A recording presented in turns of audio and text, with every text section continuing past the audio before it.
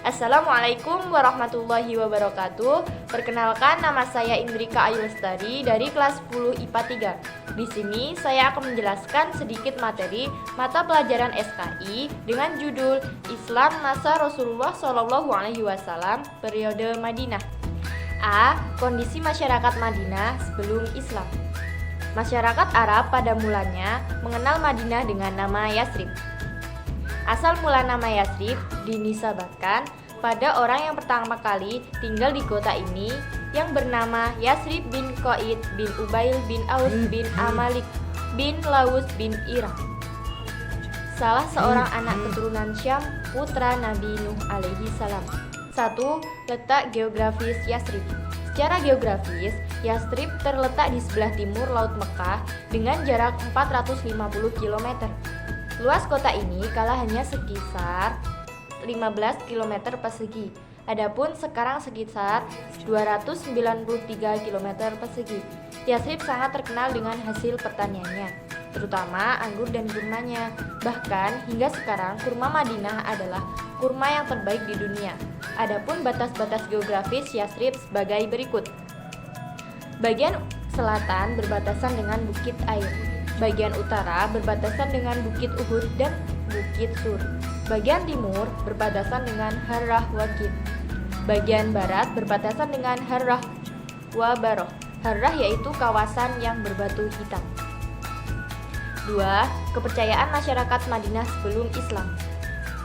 Pemeluk agama Nasrani adalah Bani Najran yang merupakan kelompok minoritas di Yasrib. Suku Aus dan Khazraj adalah penyembah berhala sebagaimana umumnya masyarakat Arab pada masa itu. 3. Kehidupan sosial masyarakat Madinah sebelum Islam. Kondisi masyarakat Yasrib lebih heterogen daripada Makkah. Sebelum kedatangan Islam, penduduk Yasrib terdiri atas bangsa dan suku yang saling bertikai.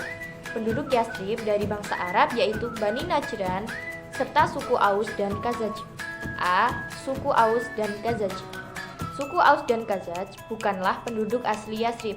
Mereka adalah pendatang dari Yaman. Mereka berpindah dari negeri mereka untuk mencari penghidupan yang lebih baik setelah hancurnya bendungan Ma'arif yang telah ada semenjak zaman Ratu Balkis di kerajaan Sabang.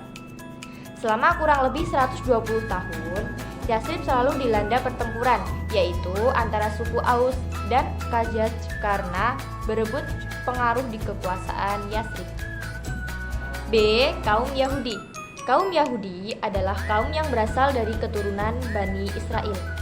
Awal mula kaum Yahudi berada di daerah Arab adalah saat mereka mendapat tekanan dari bangsa Romawi dan lebih cenderung kepada orang-orang Hijaz. Kaum Yahudi memiliki keterampilan berdagang. Mereka selalu mendapatkan keuntungan besar dari dagangan yang diperjualbelikan. Hal ini karena mereka menerapkan riba pada setiap transaksi, baik dalam dagangan maupun pinjaman. Secara umum, kaum Yahudi yang terbagi atas 3 suku yang terkenal yaitu Bani Qainuqa, Bani Huraizah, dan Bani Nadir. C. Kaum musyrik.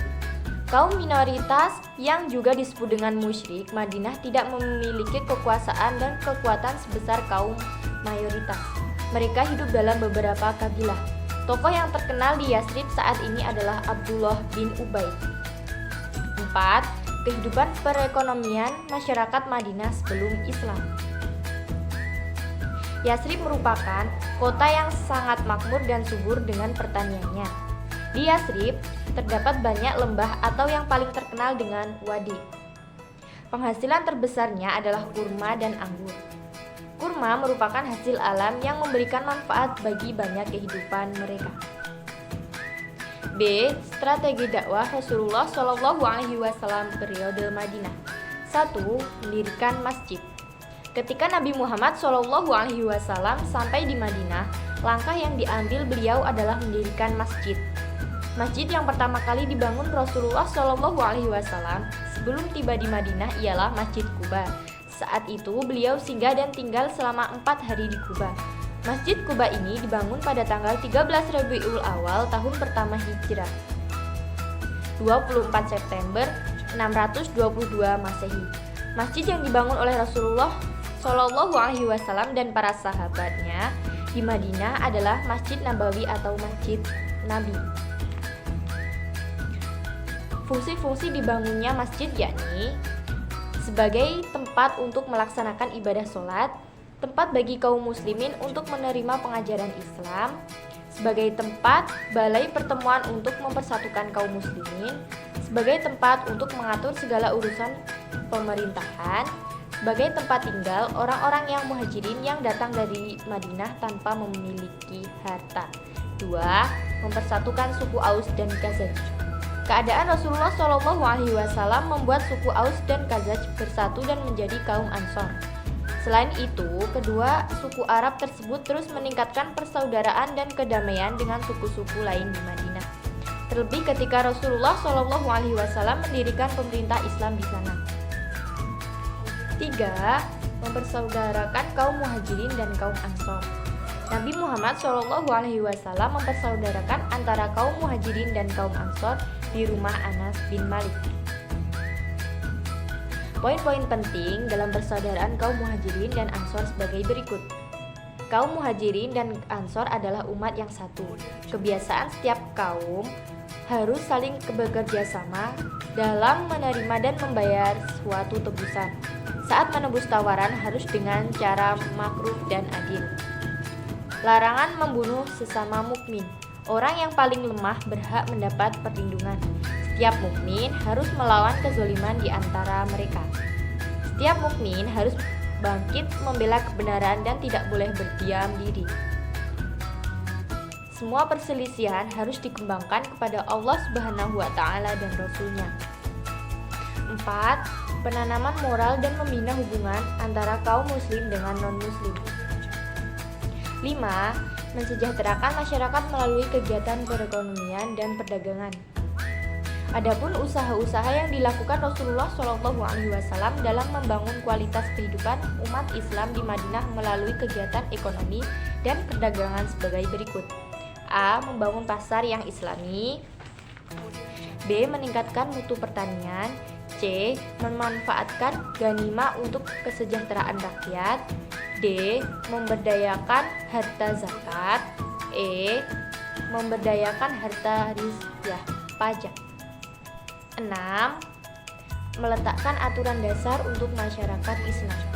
Nabi Muhammad SAW menentukan dasar-dasar politik, ekonomi, sosial maupun hal-hal lain yang masyarakat Madinah sesuai petunjuk yang beliau terima dari Allah Subhanahu wa taala. Serta atas kebijakan beliau di Madinah banyak keturunan ayat Al-Qur'an yang berkenaan dengan aturan ibadah ritual seperti sholat, puasa, zakat, dan hukum-hukum yang berkaitan dengan pelanggaran atau larangan jinayat. Atas dasar penting menyangkut arah kiblat juga terjadi di periode Madinah.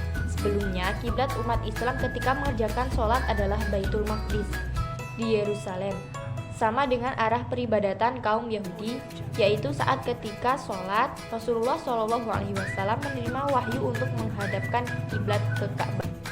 7. Mengembangkan pendidikan dan dakwah. Faktor pendorong perkembangannya pendidikan di zaman Rasulullah SAW pada periode dakwah di Madinah sebagai berikut. A. Menyebarkan agama Islam membutuhkan orang-orang yang pandai membaca dan menulis karena ayat-ayat Al-Quran harus ditulis kemudian dibaca oleh kaum muslimin. B. Islam menyebarkan berbagai ajaran yang terkandung di dalamnya seperti sejarah, hukum, politik, ekonomi, dan sosial kemasyarakatan. C. Banyak dari ayat Al-Quran yang memerintahkan manusia untuk menalar tentang alam semesta. C. Peristiwa-peristiwa dakwah Rasulullah SAW periode Madinah. 1. Piagam Madinah. Piagam Madinah juga dikenal Konstitusi Madinah. Ialah sebuah dokumen yang disusun Nabi Muhammad SAW. Dalam Piagam Madinah terdapat 10 bagian dan mengandung 47 pasal. Sebanyak 23 pasal mengenai peraturan sesama Islam dan 24 pasal tentang orang Yahudi. Adapun kandungan yang terdapat di dalam Piagam Madinah sebagai berikut ini. A. Mengakui bahwa Nabi Muhammad SAW merupakan kepala negara Madinah. B. Mengakui Ansor dan Muhajirin sebagai umat yang bertanggung jawab terhadap agama, Rasul, dan masyarakat Islam. C. Setiap kaum bebas beragama dan mengamalkan cara hidup. D. Orang Islam dan Yahudi bertanggung jawab terhadap keselamatan negara daripada serangan musuh. E. Orang Yahudi dibenarkan hidup dengan cara mereka serta menghormati orang Islam, tetapi tidak dibenarkan melindungi orang musyrik Quraisy. 2. Perjanjian Hudaybiyah. Perjanjian Hudaybiyah adalah perjanjian antara kaum muslimin dengan kafir Quraisy yang terjadi pada 1 Zulqa'dah tahun 6 Hijriah di suatu tempat bernama Hudaybiyah. Saat itu Rasulullah SAW dan umat muslim lainnya yang berjumlah 1.400 orang ingin menunaikan ibadah haji di Mekah. 3. Sikap Rasulullah terhadap kafir Quraisy. Selama hijrah dan berdakwah di Madinah, Rasulullah SAW tidak pernah mengusik kaum kafir Quraisy yang berada di Mekah. Setelah 2 tahun kedatangan Rasulullah SAW, Allah Subhanahu wa Ta'ala menurunkan surah Al-Hajj ayat 39-40 yang berisi tentang diperbolehkannya melawan serangan orang kafir. Hal ini disebabkan adanya ancaman kaum Quraisy, terlebih saat utusan mereka yang berkata, "Janganlah kalian berbangga terlebih dahulu karena kalian bisa meninggalkan kami hijrah ke Yatsrib." A. Pertempuran di Lembah Badar. Pertempuran Badar terjadi pada tahun 625 Masehi atau tahun kedua Hijriah di Lembah Badar. Pertempuran ini bermula saat kafilah dagang Quraisy berhasil lolos dari hadangan Rasulullah SAW dari Mekah ke Syam.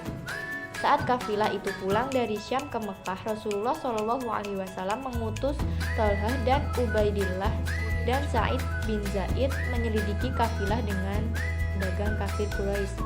Ketika keduanya telah mendapatkan hasil penyelidikan di Al-Hurairah, mereka kembali ke Madinah untuk menyampaikan hasil tersebut kepada Rasulullah SAW. Di Madinah, Rasulullah SAW telah mengadakan persiapan untuk keluar dengan 313 umat muslim. Setelah semuanya siap, kaum muslimin bergerak menuju lembah Badar. B. Pertempuran di Bukit Uhud. Pasukan kaum muslimin terdiri atas 1.000 orang, diantaranya ada 50 pemanah. Dalam perjalanannya, Abdullah bin Ubay dan kelompoknya sekitar 300 orang mundur dari pasukan. Pasukan kaum muslimin melanjutkan perjalanannya dengan pasukan yang ada hingga tiba di kaki Bukit Uhud. Pertempuran memang tidak dapat dielakkan lagi. Pasukan kaum muslimin memiliki bertahan di bukit. Mereka menempatkan para pemanah di atas. Mereka diperintahkan oleh Nabi Muhammad SAW untuk tidak meninggalkan tempat mereka karena bertugas melindungi pasukan di bawahnya. Strategi ini berhasil membuat pasukan kafir Quraisy mundur dan meninggalkan medan pertempuran. C. Pertempuran Khandaq atau Ahzab. Pertempuran Khandaq terjadi pada tahun 631 Masehi atau tahun ke-5 Hijriah di bagian utara Madinah. Pada pertempuran tersebut, Salman Al-Farisi menyampaikan strategi membuat parit yang disetujui Rasulullah SAW. Parit yang dibuat oleh kaum muslimin berhasil mencegah kafir Quraisy masuk ke Madinah dan mereka kalah setelah Allah Subhanahu wa Ta'ala mengirim hujan badai yang menghancurkan perkemahan kafir Quraisy di sekitar parit. Pertempuran Khandaq dikenal dengan peristiwa Ahzab. Ahzab berarti gabungan. Istilah ini diperuntukkan kepada kafir Quraisy yang menggabungkan pasukan mereka dengan kaum Yahudi. D. Substansi dakwah Rasulullah SAW periode Madinah. Masyarakat Madinah yang sudah mengenal Islam sebelum kedatangan Rasulullah SAW mempermudah strategi dakwah. Beberapa inti dakwah yang disampaikan Nabi Muhammad SAW pada periode Madinah sebagai berikut. 1. Berkomitmen melaksanakan ajaran Al-Quran dan Sunnah sebagai bukti kecintaan kepada Allah dan Rasul-Nya. 2. Menyosialisasikan sunnah Nabi baik dengan cara tausiah, memberikan keteladanan maupun berdiskusi.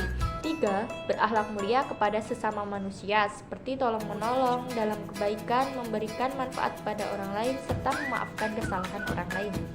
4. Memelihara silaturahmi dan kerukunan sesama manusia. 5.